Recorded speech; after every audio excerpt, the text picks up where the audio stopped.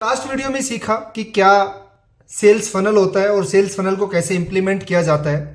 अब वहां से हम सेल्स जनरेट कैसे करें, उसके अंदर एक फार्मूला मैंने आपको बताया AIDA। ए मतलब अवेयरनेस, आई मतलब इंटरेस्ट, डी मतलब डिजायर, ए मतलब एक्शन और सेल। सब हम अपनी अवेयरनेस क्रिएट कर ली, हमने इंटरेस्ट भी क्रिएट कर लिया, बट मैंने आपको बताया डिजायर आपकी कम्युनिकेशन से क्रिएट होगी। जब आप कस्टमर से बात करोगे, जब आप कस्टमर से डिस्कस करोगे तो आपकी डिजायर में कन्वर्ट होगा और डिजायर आपकी सेल में कन्वर्ट होती है। सेल एक साइंस है, सेल कोई सेल करने की चीज नहीं है। सेल करने से सेल नहीं होता। सेल करने का बेस्ट फार्मूला है डू नॉट सेल एनीथिंग, कुछ बेचो मत। ये सबसे बेस्ट फार्मूला है सेल का। सो आपको कुछ बेचना नहीं है, आपको कुछ जनरेट करना है, मतलब उनकी प्रॉब्लम को सॉल्यूशन देना है। अगर आपने उनकी प्रॉब्लम का सॉल्यूशन दे दिया तो आपकी सेल हो जाएगी। मैं बार बार ये चीज बोलता हूं, कस्टमर आपसे आपका प्रोडक्ट या आपकी सर्विस नहीं परचेज करने आ रहा है, कस्टमर आपसे अपनी प्रॉब्लम का सॉल्यूशन ढूंढने के लिए आ रहा है। अब वो सॉल्यूशन हम कैसे दें, तो हमें उनके साथ जब उनका इंटरेस्ट क्रिएट हो जाता है, जब हमें लीड दे देते हैं, तो हमें उनकी नर्चरिंग करनी पड़ती है, हमें उनके साथ में कम्युनिकेट करना पड़ता है। सबसे पहले कस्टमर को आप जब भी बात करो या कस्टमर को जब भी आप नर्चर करो तो एक फार्मूले को ध्यान में रखो। उस फार्मूले का नाम है क्रोपा। सी का मतलब होता है करंट रियलिटी, मतलब CR का मतलब करंट रियलिटी। करंट रियलिटी क्या है, सबसे पहले हमें कस्टमर की ये समझनी पड़ेगी कि उसकी करंट रियलिटी क्या है, वो किस लेवल पे है, क्या सेल आज के दिन में कर रहा है, क्या बिजनेस कर रहा है, कितना पुराना उसका बिजनेस है, क्या प्रोडक्ट है, क्या सर्विस है, हमें उससे समझना पड़ेगा।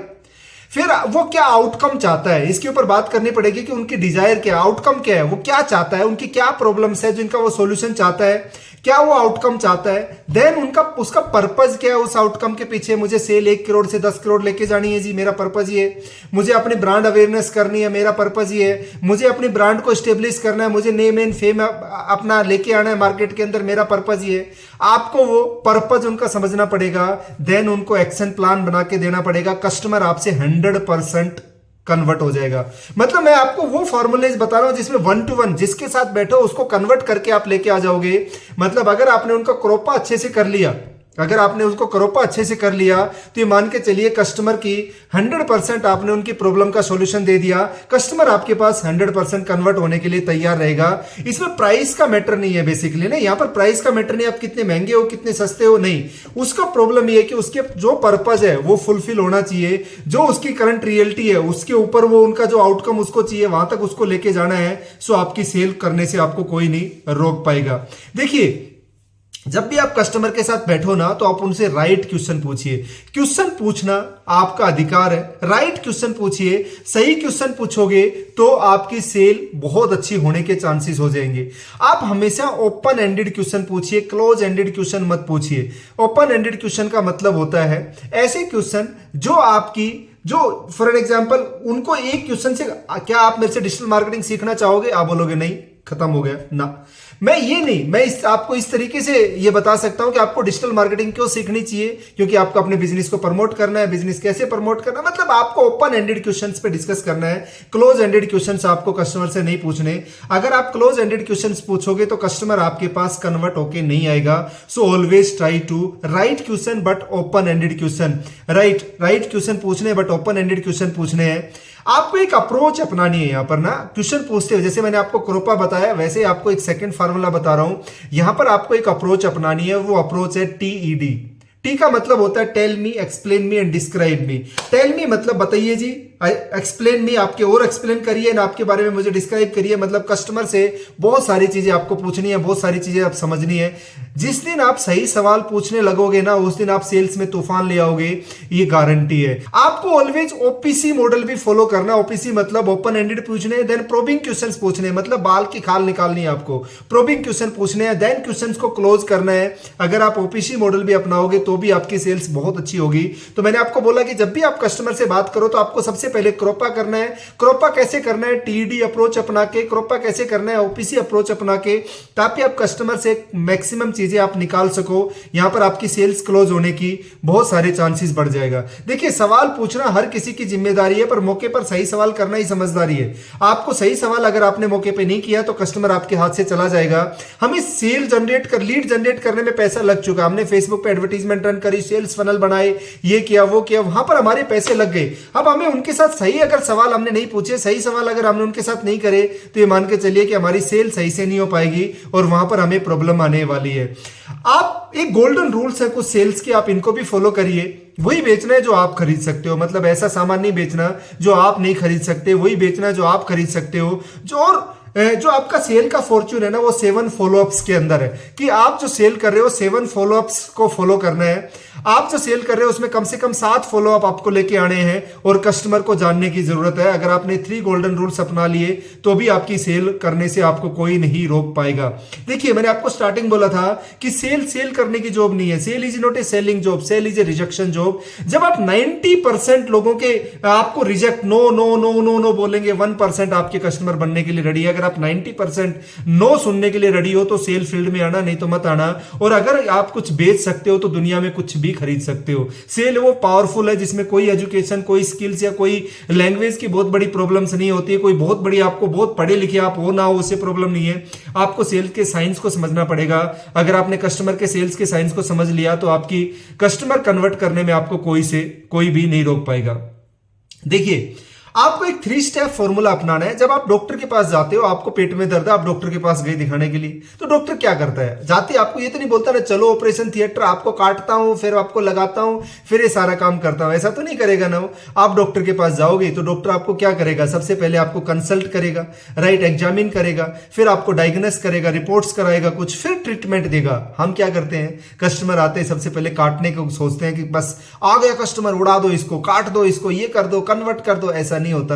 कस्टमर कोई ऐसा नहीं कि आपको उसके पास फालतू पैसे आपको देने के लिए, कस्टमर की प्रॉब्लम को सॉल्यूशन दोगे तो कस्टमर पैसे देने को रेडी होगा। आपको कुछ सेल्स स्ट्रेटजीज के बारे में बताऊंगा। सबसे पहली स्ट्रेटजी है कि नीड बेस्ड स्ट्रेटजी। सबसे पहले आपको सेल्स के अंदर नीड्स को क्रिएट करना पड़ता है। मैं आपको एक एग्जांपल के थ्रू समझाता हूं। भगवत गीता का एग्जांपल ले लेता हूं, राइट। जब अर्जुन को सबसे पहले अर्जुन श्री कृष्ण जी के पास आए, उन्होंने बोला कि मुझे सेना देखनी है कि कौरवों की सेना कितनी बड़ी है और कितनी कितनी उनके पास स्ट्रेंथ है। बट श्री कृष्ण जी उनको भगवत गीता सुनाना चाहते थे, बट अर्जुन उस मानने को तैयार ही नहीं था, उसकी नीड नहीं थी उस टाइम। तो श्री कृष्ण जी ने रथ को ऐसे जगह पर ले जाके रोका जहां पर उसके रिश्तेदार दिख जाए और उसको इमोशन हो जाए और उसकी नीड जनरेट हो जाए।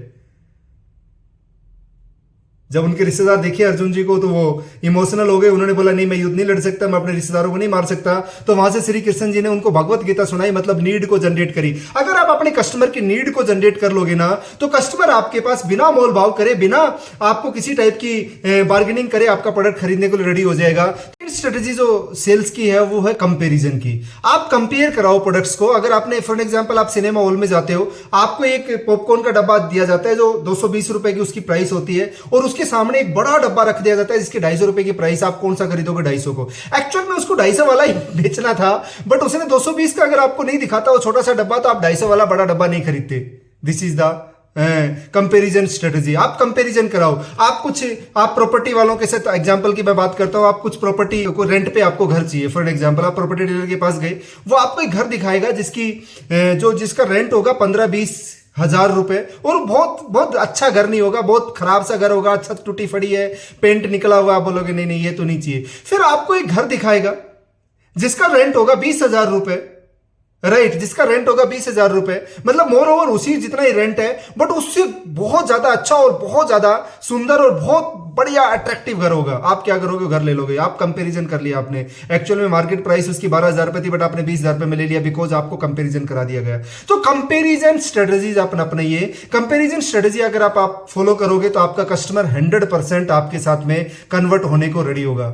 एक स्ट्रेटजी और बता रहा हूं, वो स्ट्रेटजी है कि आपने एक आदमी को बेचा ना, एक आदमी को बेचा तो कैसे आप 100 आदमियों के पास में पहुंच सकते हो। ये भी स्ट्रेटजी बड़ी अच्छी है। मेरा एक स्टूडेंट है मिस्टर संतोष, मैं उनको कई बार एग्जांपल देता हूं। इज ए प्रॉपर्टी डीलर, वो प्रॉपर्टी का काम करते हैं। जब भी कोई कस्टमर उनके पास कोई प्रॉपर्टी खरीदता है तो क्या करता है? वो 20 डब्बे लड्डू के देता है। क्या देता है? 20 डब्बे लड्डू के। वो 20 डब्बे लड्डू के देता है तो उसका माइंड कहां पर काम करता है? बोलता है कि यार ये 20 डब्बे अकेले तो खाएगा नहीं, पड़ोसियों को बांटेगा, रिश्तेदारों को बांटेगा। एंड रिश्तेदार इससे पूछेंगे भाई ये कहां से लेके आए, क्या कर लिया आपने, क्या खुशी है? तो बोलेगा मैंने प्लॉट लिया बड़ी अच्छी जगह। और प्लॉट के बारे में बुराई तो करेगा नहीं क्योंकि उसने पैसे दे दिए। वहां से क्या मिला आपको?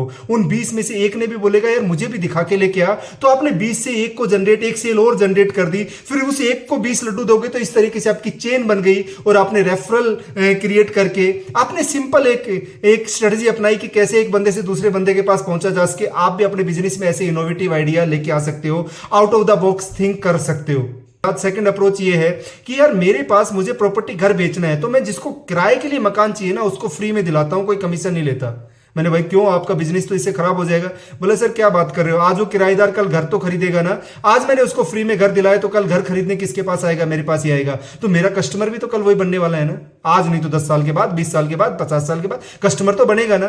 तो आप ये अप्रोच अपनाइए। अगर आप ये अप्रोच को फॉलो करोगे ना तो आपकी सेल्स को रोकने से, सेल्स को होने से कोई नहीं रोक सकता। सेल्स एक साइंस है, इस साइंस को समझिए, इन साइंस को समझ के आप आगे बढ़िए। आपने जो भी सेल्स फनल बनाया उसको डिजायर में कन्वर्ट करने के लिए एक स्ट्रेटजी बनाइए कि आपको सबसे पहले जब कस्टमर से बात करते हो तो क्रोपा को ध्यान में रखना है, वो कैसे फॉलो करना है, टेड अप्रोच और ओपीसी से फॉलो करना है। फिर आपको 3 गोल्डन रूल्स आपको फॉलो करने हैं कि आपको जो आप नहीं खरीद सकते वो बेचना नहीं है। सबसे पहले डिसिप्लिन में बिजनेस होना चाहिए कि आपको ऐसी चीज नहीं बेचनी जो कोई काम की नहीं है, आप बेचने के लिए झूठ नहीं बोलना कभी भी। सेकंड, उनके साथ फॉलोअप करिए। थर्ड, उनके साथ आप अच्छा सा ट्रस्ट जनरेट करिए।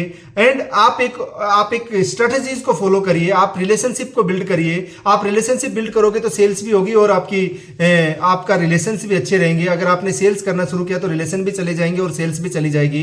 आपको एक स्ट्रेटजी फॉलो करिए, नीड जनरेशन करिए उनको कंपेरिजन स्ट्रेटजी दिखाइए, उनको एक से कैसे आप दूसरे बंदे तक पहुंच सकते हो वो आउट ऑफ द बॉक्स सोचिए। अगर आप ये सारे काम करोगे तो सेल्स आपकी होने से कोई नहीं रोक सकता।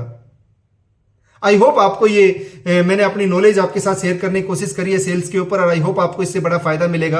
अगर फायदा मिला हो तो प्लीज मुझे कमेंट बॉक्स में जरूर बताना।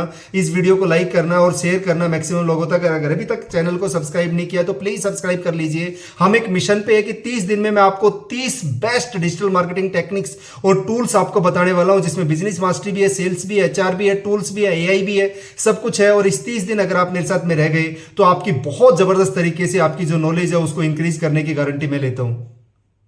Thank you very much. मिलेंगे कल नेक्स्ट वीडियो के साथ में बढ़िया और अच्छे इस वीडियो को लेके मैं आपके अच्छी नॉलेज को लेके मैं आपके साथ में आऊंगा। Till then bye bye, thank you.